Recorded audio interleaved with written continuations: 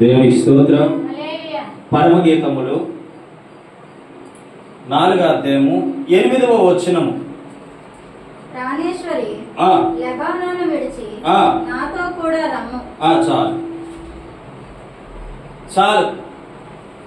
మనం జాగ్రత్తగా ఈ మాటలు మనం వినాలని ప్రభు పేరట మీకు తెలియజేస్తూ ఉన్నాను. నా వైపు చూడండి, బైబిల్ వైపు చూడమన్నప్పుడు బైబిల్ వైపు చూడండి, నా వైపు చూడమన్నప్పుడు నా వైపు చూడండి. దేవునికి మహిమ కలుగునుగాక.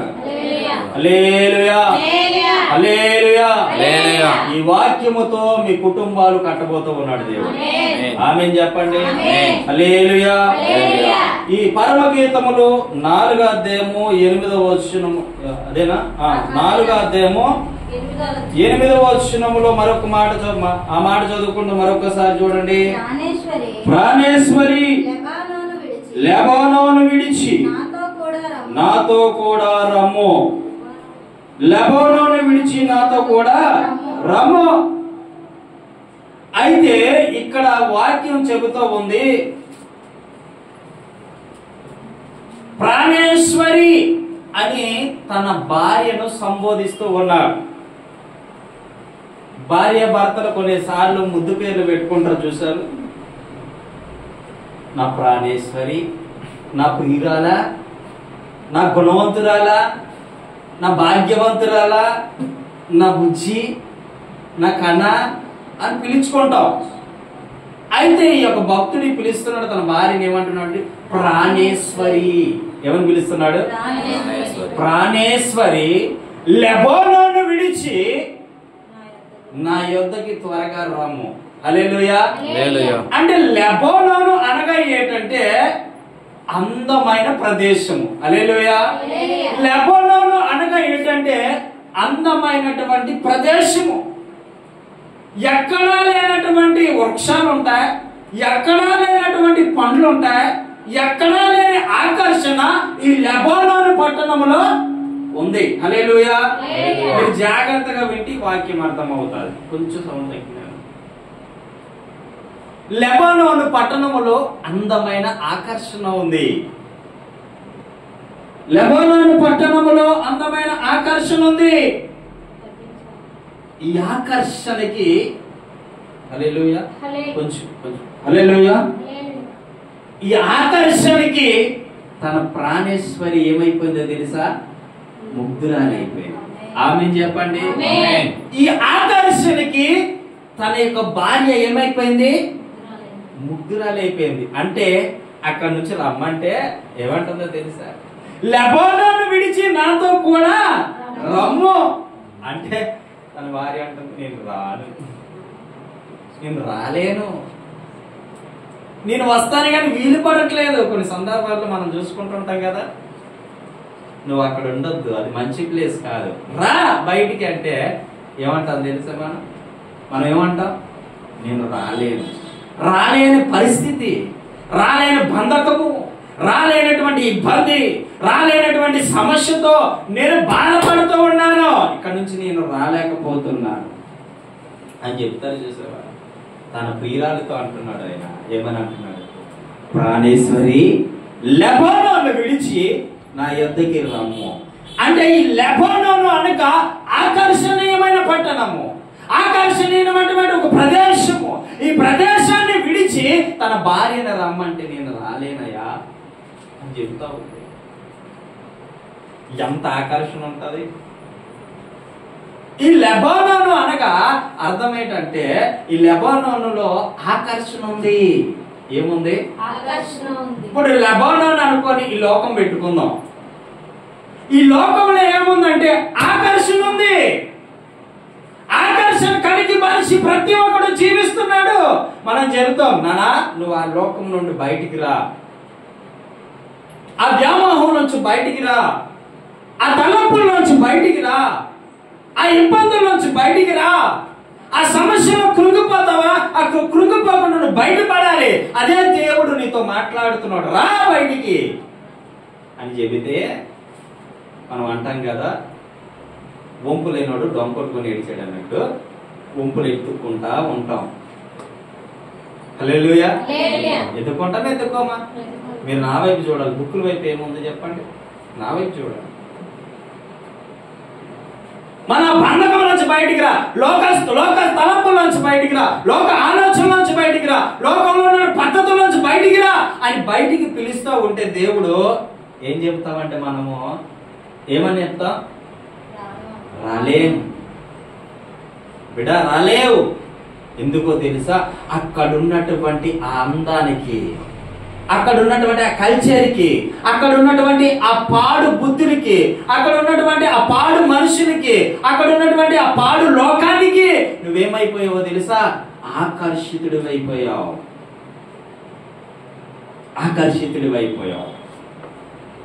ఆకర్షితుడివైపోయి బయటికి రాలేకపోతూ, బయటని జీవించలేకపోతూ, ఆ సమస్య నుంచి బయట పడలేక ఎంతో ఎంతో కృంగిపోతూ అక్కడే ఆ స్థలంలోనే, ఆ రోజులోనే, ఆ గడిలోనే కృంగిపోతూ ఏడుస్తూ బాధపడతా ఉంటావు. ప్రభు చెప్తూ ఉంటాడు, అందులోంచి నువ్వు బయటికి రా. దేవునికి మహిమ కలుగునుగాక. హల్లెలూయా, హల్లెలూయా. అంటే తన భార్యని ఏమని పిలుస్తున్నాడో తెలుసా? ప్రాణేశ్వరి. కొంతమంది భర్తలు పిలుస్తారు భార్యలు ఏమని? అయ్ నిన్నే రాయగా, ఏంది నీ కదా? మీకు తెలుసా? పరమ గీతములు అనేటువంటి ఆ యొక్క గ్రంథంలో మంచిగా భార్యని భర్త వర్ణించాడు. దేవునికి మహిమ కలుగునుగాక. ఆమేన్ చెప్పండి. హల్లెలూయా. అంటే అక్కడ పరమగీతములలో రాయబడిన మాటలు ఏంటంటే తనని భార్యని ఇటువంటి విధంగా సంబోధించాడంటే చాలా స్పష్టంగా, చాలా తేటగా, చాలా చూటిగా దేవుడు మాట్లాడుతూ ప్రాణేశ్వరి. ఎంత గౌరవం భార్య అంటే! భార్య అంటే ఎంత గౌరవం! కొంతమందికి భర్తలకి భార్య అంటే గౌరవం ఉండదు, మర్యాద ఉండదు. నువ్వు ఎలా పోతే పో, నాకెందుకు. నువ్వే కష్టపడితే పడు, నాకెందుకు. నువ్వు శ్రమలు ఏ శ్రమ గుండా వెళ్తావు, వెళ్ళు, నాకెందుకు. వీడి బాధ ఏంటి? ₹1 తేడం, ₹1 ఇంటికి ఈడు, ₹1 కూడా కుటుంబంలో ఖర్చు పెట్టడు. ఏమీ తెలియలేని వాడికి ఎలాగుంటది జీవితము? ఎలాగుంటది? వెచ్చలవిడి బ్రతుకు. అవునా కదా? కుటుంబంలో సమస్యలు తెలిస్తే, కుటుంబంలో బాధలు తెలిస్తే, కుటుంబంలో ఇబ్బందులు తెలిస్తే, కుటుంబంలో సమస్యలు, బాధలు అన్ని తెలిసేటువంటి వాడికి మనం ఏం చెప్పక్కర్లే. హల్లెలూయా. అవునా కదా? కొంతమంది చూడండి, కుటుంబంలో అయినా సరే ఎలా పిలుచుకుంటారో తెలుసా? అమ్మా, డాడీ, తమ్ముడు, చెల్లి, భర్తని ఏమండి. ఎందుకు ఏమండి అని పిలుస్తారు? ఎందుకు ఏమండి అని పిలుస్తారో తెలుసా? గౌరవం, మర్యాద. ఎంత మర్యాద ఇచ్చుకొని భర్తను పిలుస్తారు. అలాగే భార్యలు కూడా, భార్యలు ఎంత, ఈ అమ్మాయి ఏమండి పాస్టర్ గారు అంటే పేరేంటి, ఋతు గారు, ఎస్తేరి గారు అంటే గారు అంటే అర్థం ఏంటంటే గౌరవం. హల్లెలూయా. ఎందుకు ఈ గౌరవం వచ్చిందంటే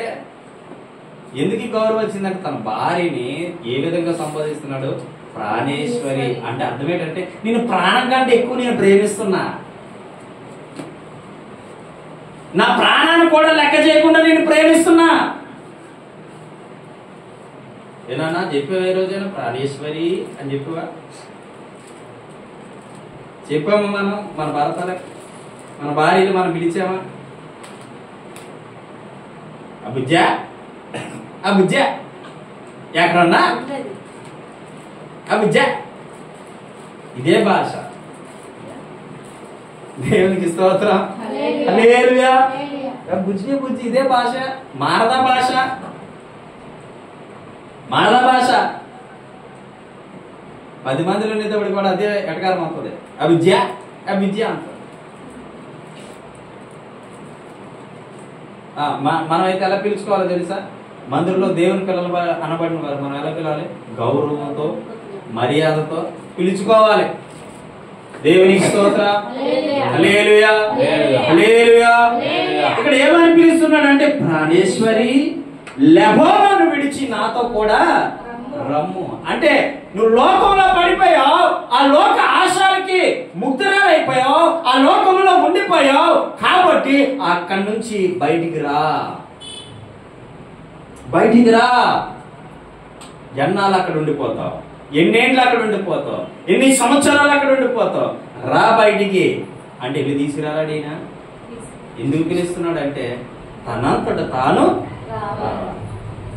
దేవునికి మహిమ కలుగునుగా. హల్లెలూయా, హల్లెలూయా. కొంతమంది స్త్రీలు ఆ బంధకాల నుంచి బయటపడలేరు, ఆ యొక్క సమస్యల నుంచి బయటపడలేరు. ఇక్కడ దేవుడు చెప్తున్న మాట ఏంటంటే ఆ లోకాన్ని విడిచి నువ్వు బయటికి రావాలనేదే దేవుని యొక్క ఆశ. దేవునికి మహిమ కలుగునుగా. హల్లెలూయా, హల్లెలూయా. ఆ లోక పద్ధతులు విడిచి నువ్వు బయటికి రా, ఆ లోక బంధకాలను విడిచి నువ్వు బయటికి రా, ఆ సమస్యలు విడిచి బయటికి రా, ఆ మనశ్శాంతి లేని బ్రతుకును విడిచి బయటికి రా, ఆ దుఃఖంలో నుంచి బయటికి రా, ఆ వేదన నుంచి బయటికి రా అని ప్రభు చెబుతూ ఉంటే నువ్వేం చేస్తావు? నేను రాలేకపోతున్నా. ఏమంటూ వస్తుంది నీకు అంటే అక్కడ నువ్వేమైపోయావో తెలుసా? బంధింపబడ్డావు.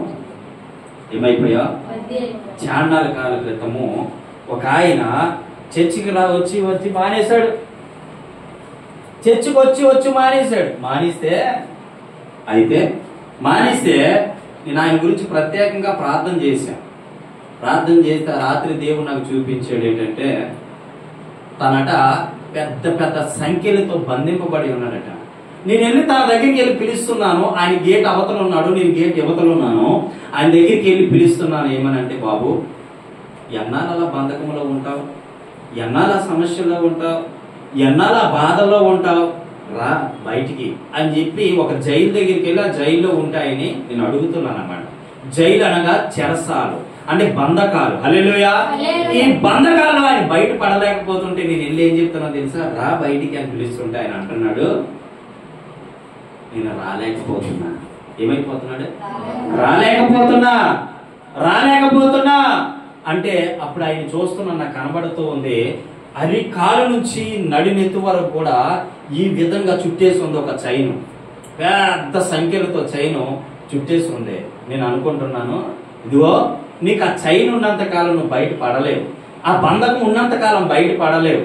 ఆ బంధకం నేను కట్టేస్తా ఉంది, నేను బయటికి తీసుకురాలేకపోతా ఉంది. హల్లెలూయా. నేను చెప్పాను, బయటికి వస్తే దేవుడు విజయం ఇవ్వబోతావు. ఆమేన్ చెప్పండి, ఆమేన్ చెప్పండి. బయటికి వస్తే దేవుడు నీకు విజయం ఇవ్వబోతా ఉన్నాడు అని చెబితే ఆయన బయటికి రాలేకపోయాడు. ఉన్నాడు ఒక 2 సంవత్సరాలు బ్రతికాడు అనుకుంటా. మూడో సంవత్సరము ఆ బంధకము ఆయన్ని చంపేసింది. ఈ 2 సంవత్సరాలు మందిరానికి రాలే, ప్రార్థనకి రాలే. కానీ పెద్ద జబ్బు ఉంటే ఆ జబ్బు నుంచి తను విడిపించి దేవుడి సాక్షిగా మారాల్సింది బదులు రమ్మంటే ఏం చెప్తున్నాడు తెలుసా? నేను రాలేకపోతున్నా. ఆ తర్వాత ఆ ఉదయాన్ని వెళ్ళి ఆ బిడ్డకి నేను చెప్పా. ఏమని చెప్పానంటే, బాబు నిజం జీవితం కాదురా నాయన, నీకు దేవుడు బ్రతికించాడు. దేవుడు నిన్ను బ్రతికించి నువ్వు ఆ బంధకములోంచి బయటికి రావాలని నేను విడిపించడానికి అక్కడి నుంచి నేను ప్లాన్ వేసి దేవుడు నాతో మాట్లాడాడు రాత్రి. నువ్వు ఆ బంధకంలోంచి బయటికి రా అంటే నేను ఏం చెప్పానంటే, నువ్వు ఆ ప్రార్థనకు రా, దేవుని సన్నిధికి రా, దేవుని యొక్క పాదాల చెంతకు రా, దేవుని యొక్క పాదాలు పట్టుకొని బ్రతిమలాడు. ప్రభా నన్ను క్షమించయ్యా, నీ సేవకుడు చెప్పినట్టు వెళ్ళే, నీ వాక్యం చెప్పినట్టు వెళ్ళే, నీ మాట చెప్పినట్టు వెళ్ళే, నన్ను క్షమించయ్యా అని చెప్తే అప్పుడు ఆయన ఏమన్నాడు తెలుసా? నేను ఎక్కడి నుంచి బయటపడలేకపోతున్నా, ప్రార్థనకు రాలేకపోతున్నా. ప్రార్థనకు వద్దామంటే ఏదో ఒక సందర్భం ఎదురవుతుంది, ఏదో ఒక పని ఎదురవుతూ ఉంది, ఏదో కష్టం ఎదురవుతుంది. అంటే నేను అన్నాను, నువ్వు ఇప్పుడు రాలేదా, నువ్వు కొన్ని రోజులకి ఆ బంధకమే నేను చంపేస్తుంది చెప్పాను. వెళ్ళే 2 సంవత్సరాలు అయింది, ఫోటోకి దాంట్లో వేస్తాడు చెప్పాను. వెళ్ళే. దేవునికి మహిమ కలుగునుగా. హల్లెలూయా. ఎందుకు ఈ మాటలు చెప్తున్నాను అంటే, శాపకరితమైనటువంటి స్థలాల్లో నువ్వు ఉండడం దేవునికి ఇష్టం లే. పాపముతో నిండిన ప్రదేశాల్లో నువ్వు ఉండడం దేవునికి ఇష్టమలే. బాధల్లో ఉండి కృంగిపోయి జీవించడం దేవునికి ఇష్టమలే. కష్టాల్లో ఉండి కూరుకుపోయి ఆ యొక్క బంధకాల్లోంచి బయటికి తీసుకురావాలని ప్రభు ప్లాన్ వేస్తూ ఉంటే నువ్వు బయటికి రాలేకపోతూ ఉన్నావు. ఏ బంధకము నేను అడ్డుపరుస్తూ ఉందో, ఏ బంధకము నిన్ను పాడు చేస్తూ ఉందో, ఏ బంధకములో నువ్వు మునిగిపోతూ ఉన్నావో, ఏ బంధకములో నీకు మనశ్శాంతి లేదో, ఏ బంధకములో నువ్వు మనశ్శాంతి లేకుండా బ్రతుకుతున్నావో, ఆ బంధకం నుంచి బయటికి రా దేవుడు చెబుతూ ఉన్నాడు. దేవునికి మహిమ కలుగునుగా. హల్లెలూయా, హల్లెలూయా. ప్రియ సహోదరి సహోదరుడా, లోకం నుంచి బయటపడలేకపోతున్నారు కొంతమంది. దేవుని దగ్గరికి వచ్చి కూడా ఏమంటారు తెలుసా? లోకం నుంచి బయటపడలేకపోతున్నాను. ఈ తాగుడు మానేయాలంటే నా వల్ల కావట్లే, ఈ సిగరెట్లు మానేయాలంటే నా వల్ల కావట్లే, ఈ సినిమాలు మానేయాలంటే నా వల్ల కావట్లే, ఈ యొక్క కోరికలు మానేయాలంటే నా వల్ల కావట్లే, నా హృదయాన్ని చంపుకోలేకపోతున్నాను, నా జీవితాన్ని మార్చుకోలేకపోతున్నాను, నా భవిష్యత్తును మార్చుకోలేకపోతూ ఉన్నాను, నా పరిస్థితి ఏంటో అర్థం కావట్లే, నా పరిస్థితి ఏంటో ఏంటో నాకు అర్థం కావట్లే అని నీలో నువ్వు కృంగిపోతున్నట్లయితే ప్రభు చెప్తున్నాడు, ఆ బంధకములోంచి బయటికి రావాలంటే నువ్వు దేవునికి దగ్గరగా ఉండాలి. దేవునికి మహిమ కలుగునుగా. హల్లెలూయా, హల్లెలూయా. ఇశ్రాయేలు ప్రజలు ఆ బంధకములో, ఆ చెరసాలలో బయటికి రాలేక సతమతం అయిపోతూ దేవుడు ఒక మనిషిని ఏర్పాటు చేసేంత వరకు కూడా బంధకములోనే ఉన్నారు. హల్లెలూయా చెప్పండి. హల్లెలూయా. మోషేని ఏర్పాటు చేసేంత వరకు ఎక్కడ ఉన్నారో తెలుసా? మోషే చిన్నతనం నుంచి పెద్దోడు అయ్యేంత వరకు కూడా అదే బంధకములోనే ఏం చేస్తున్నారో తెలుసా? నన్ను విడిపించి ప్రభువా, మమ్మల్ని రక్షించి ప్రభువా, మమ్మల్ని ఆదుకో ప్రభువా, నీ ఆశ్రయం నీవే ప్రభువా, ఈ బంధకాల నుంచి మేము బయటపడలేకపోతున్నాం, ఈ లెబోనోన్ అనేటువంటి ఆకర్షణీయమైనటువంటి ఆ బంధకాల నుంచి మేము బయటపడలేకపోతున్నాం, మమ్మల్ని విడిపించడానికి ఎవరైనా ఉన్నారా, రక్షించడానికి ఎవరైనా ఉన్నారా అని గోజాడుతూ ఉన్న పరిస్థితుల్లో మోషే పెద్దవాడు అయ్యాడు. మోషే ద్వారా ఆ యొక్క బంధకాలు తెంపేశాడు దేవుడు. దేవునికి మహిమ కలుగునుగా. దేవునికి మహిమ కలుగునుగా. మీకు వాక్యం స్పష్టంగా అర్థమవుతుందని నేను అనుకుంటున్నా. ఎందుకంటే ఆ మోషే తన ఐగుప్తులో నుండి ఆ బానిసత్వ బ్రతుకులోంచి, ఆ యొక్క బానిసత్వ జీవితంలోంచి, ఆ బానిసత్వ బ్రతుకులోంచి ఆ మోషేని చెప్పాడు, నువ్వు వాళ్ళు ఇశ్రాయేలు ప్రజలు విడిపించాలి. ఆమేన్ చెప్పండి. హల్లెలూయా. ఏ విధంగా విడిపించాడు? ఫరో హృదయాన్ని కఠినపరిచి ప్రజలు విడిపించాడు. హల్లెలూయా, హల్లెలూయా. అక్కడ ఉన్నటువంటి బ్రతికి ఎలాగుండేదంటే హింసలో, కష్టాలు, బాధలు, ఇబ్బందులు, శోధనలు హృదయాలు మునిగేవారట. మమ్మల్ని కాపాడడానికి ఎవరైనా ఉన్నారా? దేవునికి మహిమ కలుగునుగా. దేవునికి మహిమ కలుగునుగా. మొన్న ఒక బ్రదర్ 11 గంటలు రాత్రి ఫోన్ చేసి నాతో మాట్లాడుతున్నాడు ఈ విధంగా, బ్రదర్ మీ పక్క అన్యులు, బ్రదర్ మీ పక్క అన్యులంగా జీవిస్తూ ఉన్నాం, మా బ్రతుకు మారలే, మా జీవితం మారలే, ఎన్నో ముడుపులు కట్టాం, ఎన్నో పోములు కట్టాం, ఎన్నో పూజలు చేసాం, ఎన్నో పురస్కారాలు చేసాం, అయితే మా ఇంట్లో ఒక సమస్య వచ్చింది, మా ఇంట్లో ఒక బాధ వచ్చింది, మా ఇంట్లో ఒక ఇబ్బంది వచ్చింది, మా ఇంట్లో కష్టం వచ్చింది, అయితే మేము ఎన్నో దేవుడు దేవతలకు ముఖ్యం, ఎన్నో పూజలు చేసాం, పండగ వస్తే మా ఇంట్లోంచి వెళ్ళాలి, పబ్బం వస్తే మా ఇంట్లోంచి వెళ్ళాలి, ప్రతిదీ మా ఇంట్లోనే ఏర్పాటు చేసేవాళ్ళం.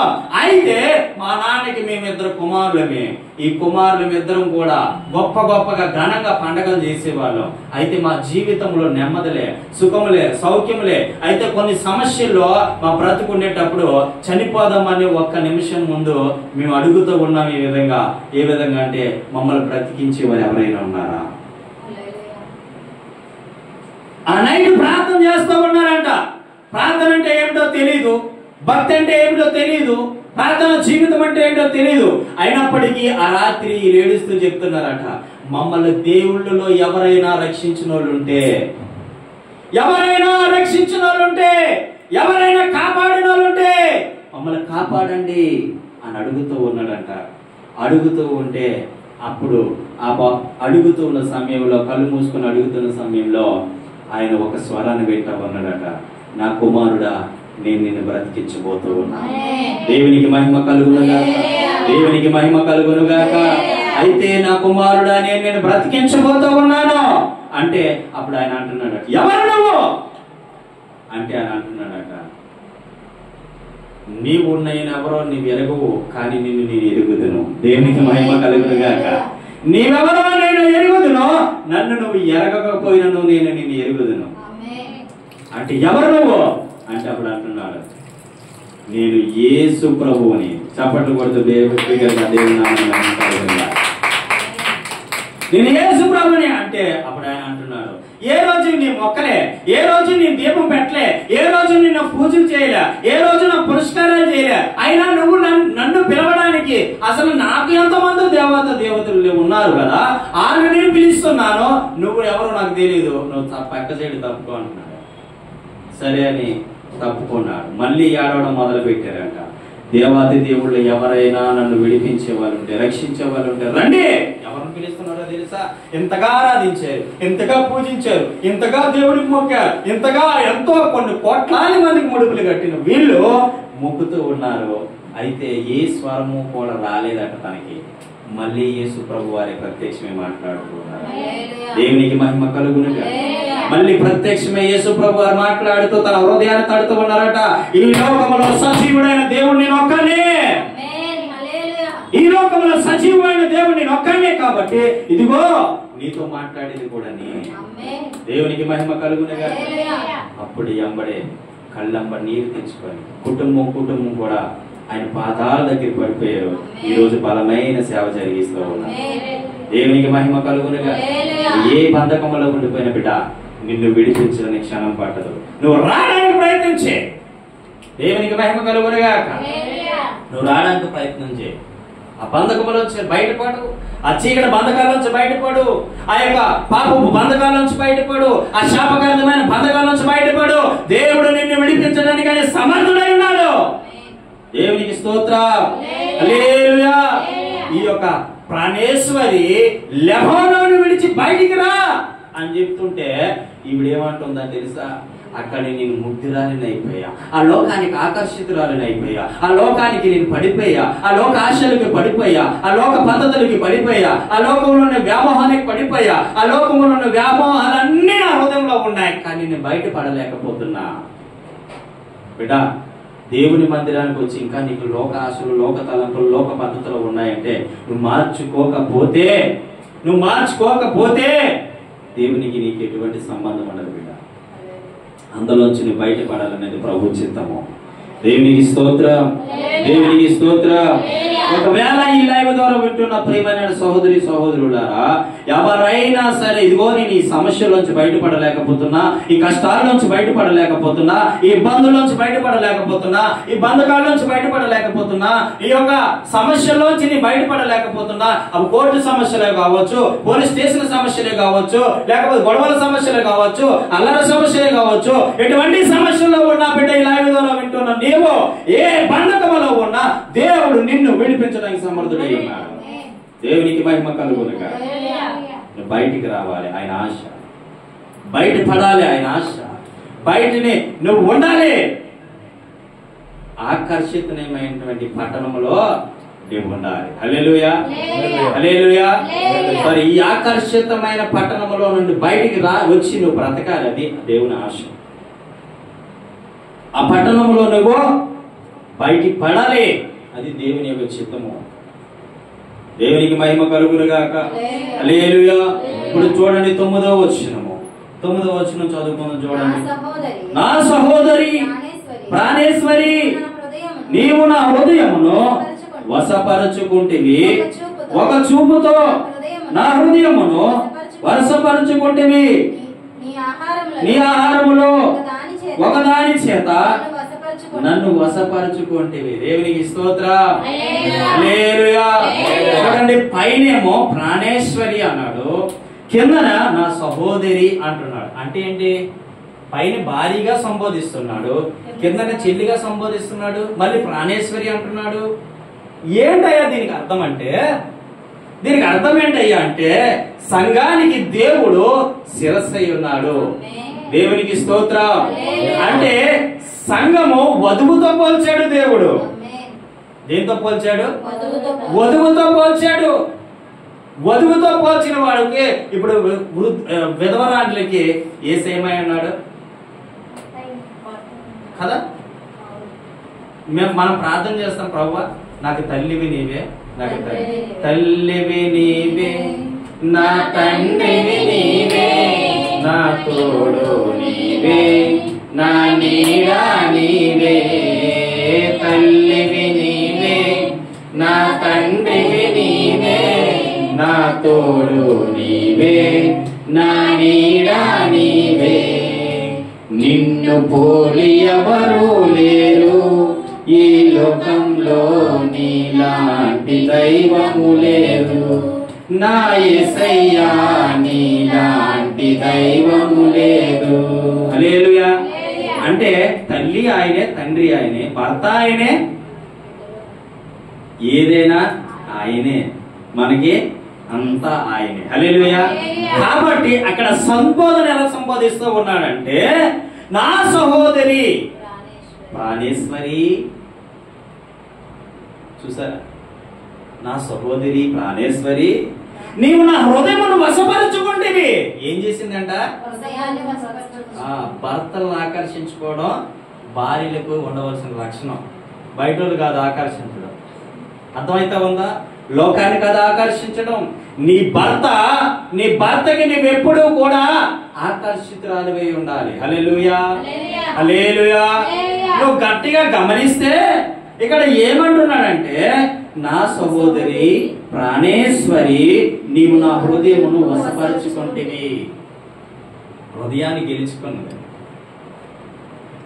నా భార్య, నా హృదయాన్ని గెలుచుకుంది.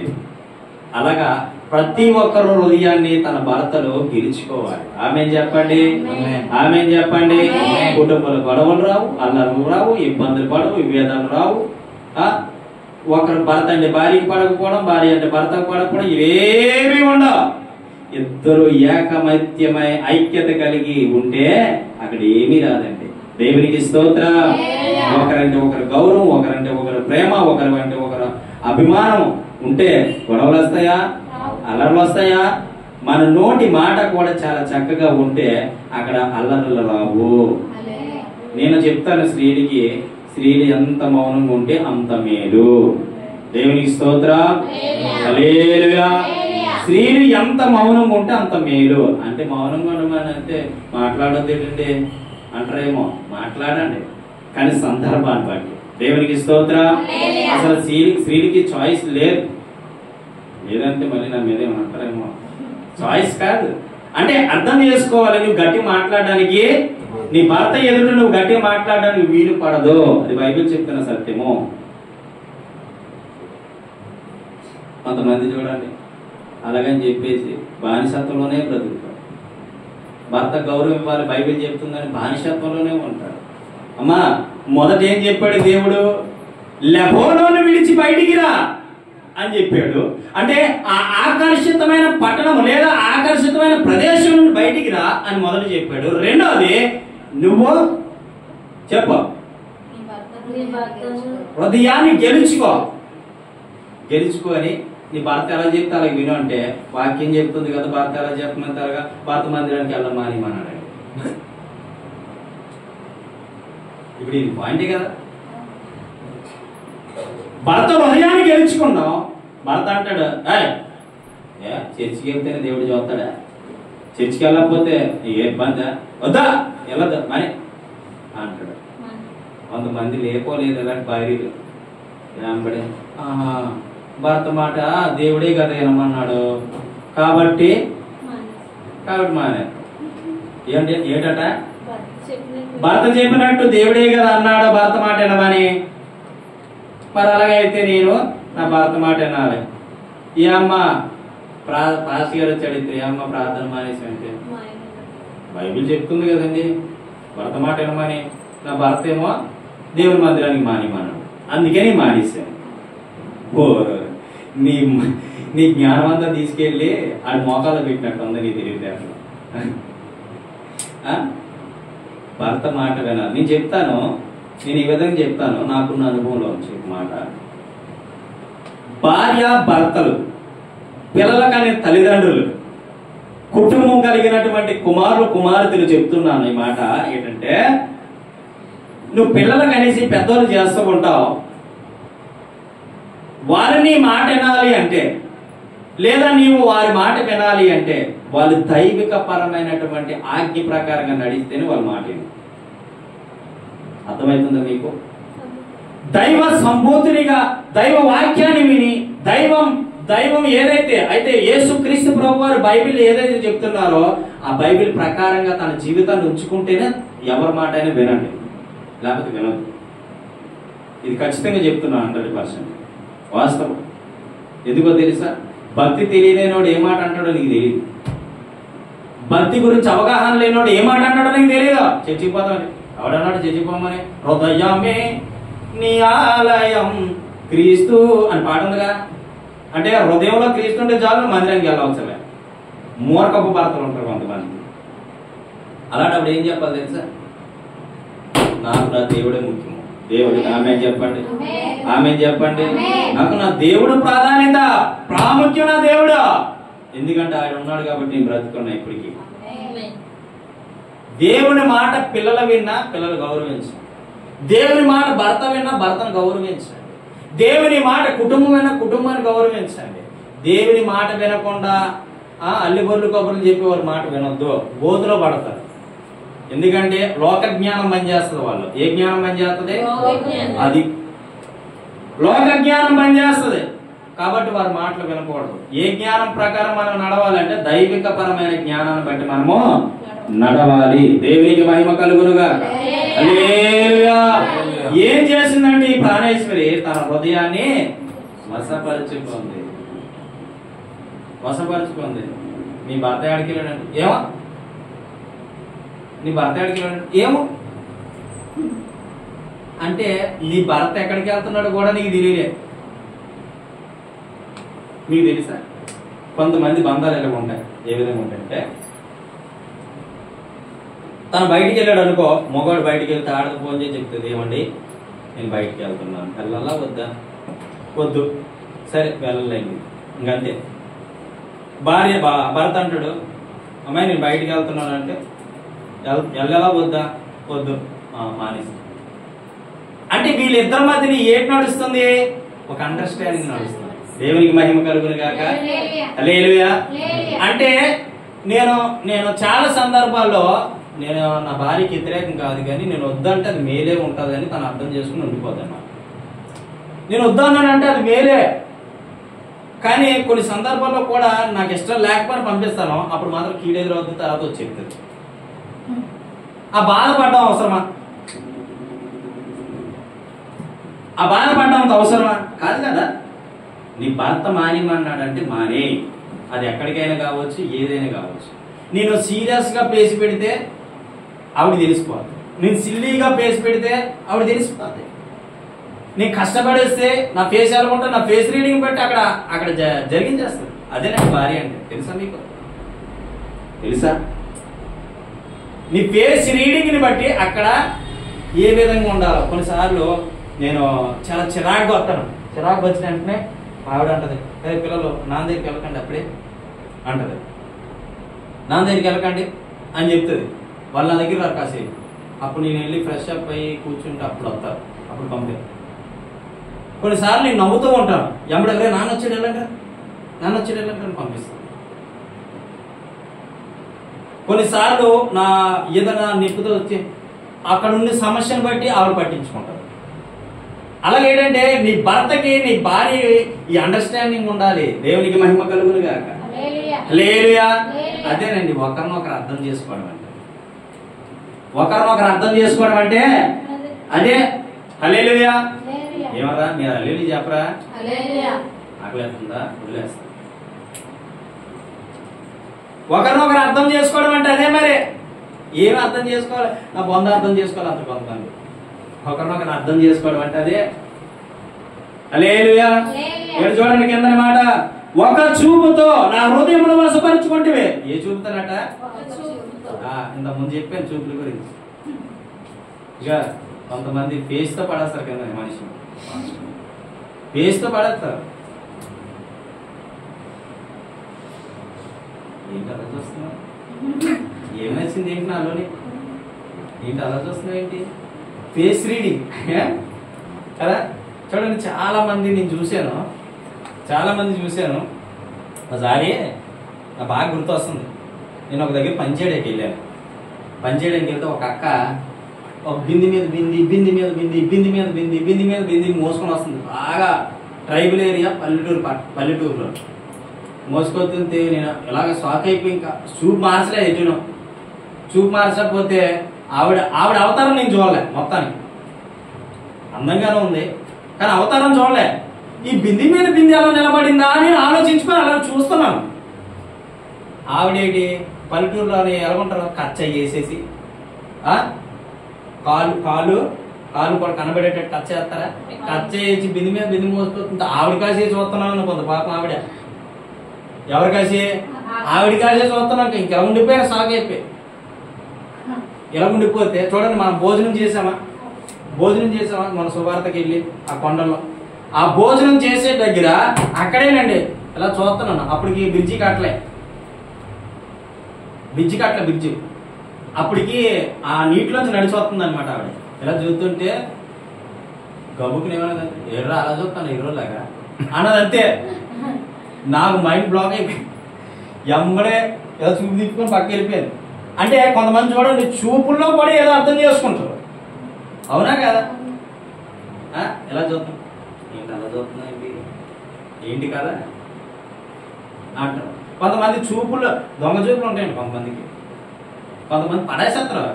ఇలా చూడంగానే పడిపోయింది, నాకు పడిపోయింది అమ్మాయి పడిపోయింది. నీ దశదినాలు కూడా పడిపోతాయి. ఈ దరిద్రం కూడా పట్టింది అప్పుడే. ఇప్పుడు ఇలా చూస్తాను అంతే. చూడంగానే ఏంటి అలా చూస్తున్నావు, కొంతమంది ఎటకారంగా అడిగినట్టు ఏంటి అలా చూస్తున్నావు అంటే వీడికి అర్థమైపోద్ది, పడిపోయింది అమ్మాయి పడిపోయింది, నాకు పడిపోయింది. నీ దశదినాలు కూడా అక్కడే పడిపోతాయి. అలా పడిపోయారేమో. హల్లెలూయా. పడిపోకండి చూపులకి. ఇక్కడ ఏముంటుంది, తన ప్రియురాలు అంటుంది, ఒక చూపుతో నా హృదయం వసపరుచుకుంది ఆవిడ. ఒక్క చూపుతోనట. ఎవరు? మన సాలేమన్ గారు. ఎవరట? పడిపోయాడు అంతే, ఒక చూపుతోనే. చూపుల్లో చాలా రకాల చూపులు ఉన్నాయండి. చూపుల్లోని అపవిత్రత ఉంటుంది, చూపుల్లో మంచి ఉంటుంది, చూపుల్లో కామకత్వం ఉంటుంది, చూపుల్లోని మంచి చూపు ఉంటుంది, చెడు చూపు ఉంటుంది. ఇలా చెప్పుకుంటే సరిపోయి మంచి ఉంటది, చెడు ఉంటది. చూసే చూపుల్లో కూడా నీ అంతరంగాన్ని లెక్కెడతారు కొంతమంది. అలాంటి చూసి చూపులకి ఏంటి అలా చూస్తున్నా అని గట్టిగా అనాలా, మళ్ళీ 2 సార్లు చూడండి. అంతేగాని నువ్వు వాటి దగ్గర చూసినా ఇప్పుడు ఏంటి అలా చూస్తున్నావు అన్నావు అనుకో, ఏమవుతుంది? నువ్వు పడిపోనవా లేదు అందుకని ఆడు మాత్రం పడిపోయి చూడండి. సెకండ్ ఇస్తే అరగంట చేయి చూసుకున్నట్టు అయిపోతాడు. సెకండ్ ఇస్తే కొంతమంది సెలబ్రిటీలకి కొంతమంది చేతులేస్తారు.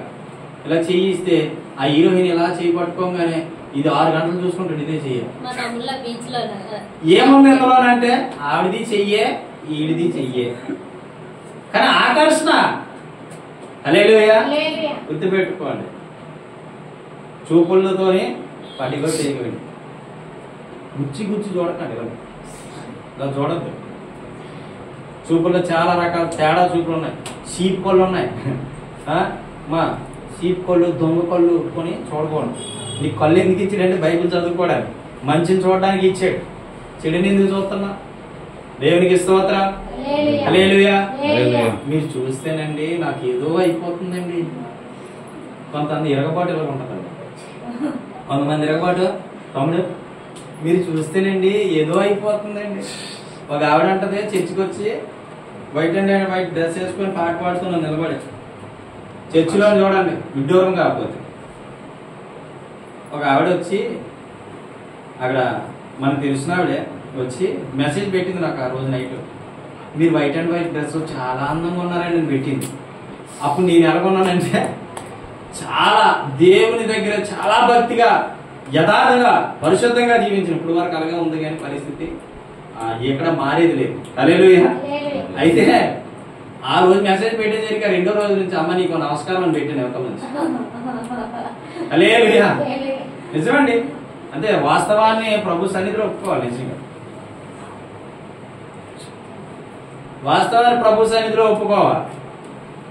అంటే కొంతమంది చూసే చూపుల్లో కూడా ఏముంది, వ్యతిరేకత ఉంది, దేవునికి వ్యతిరేకత ఉంది. నీలో ఏదో చూస్తారు ఎక్కువ అలాగా ఇలా చూడకండి. కొంతమంది చూసే చెడిపెడేస్తారండి. నిజం, కొంతమంది చూసి పెట్టేస్తారు. కొంతమంది చూస్తే అన్నం అరగదంటారు. అంటే వాళ్ళకి కొన్ని శక్తులు ఉంటాయి, మీకు తెలియదు. మా పల్లెటూరు సైడ్ ఉంటాయండి. ఇది రియల్ అండి, నిజం చెప్తాను. చేతబడి శక్తులు కూడా చూసి పెట్టేస్తారు తెలుసా.